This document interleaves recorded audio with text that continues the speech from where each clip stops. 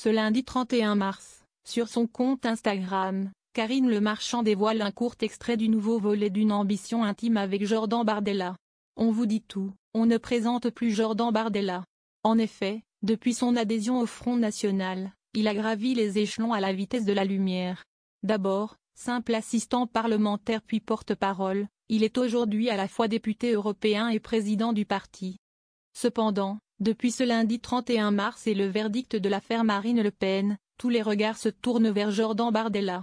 Considéré comme son plus proche collaborateur ou son fils de cœur, il n'a pas d'ailleurs tardé à réagir à la condamnation qu'il trouve injustifiée. Comme nous l'avons évoqué dans cet article, Marine Le Pen a été condamnée par le tribunal correctionnel à 4 ans de prison, dont 2 aménagés avec un bracelet électronique. Puis, elle a écopé d'une amende de 100 000 €. Enfin, à cause de ses 5 ans d'inéligibilité avec exécution provisoire, et malgré la volonté de son avocat de faire appel, Marine Le Pen ne pourra pas être candidate à l'élection présidentielle prévue en 2027. Quelques heures plus tard, tandis que la cadette de Jean-Marie Le Pen brisait le silence au JT de 20h de TF1, Jordan Bardella a d'ores et déjà lancé une pétition via son compte Twitter. Son objectif ? Sauver la démocratie qui a été, selon ses propres termes, exécutée.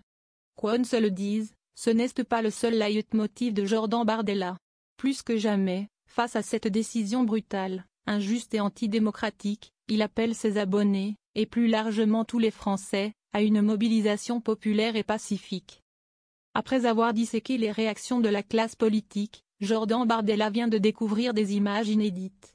En effet, tourné depuis le 8 février dernier, le premier épisode de la prochaine saison d'Une ambition intime serait, selon les dires de son animatrice Karine Le Marchand, en cours de montage.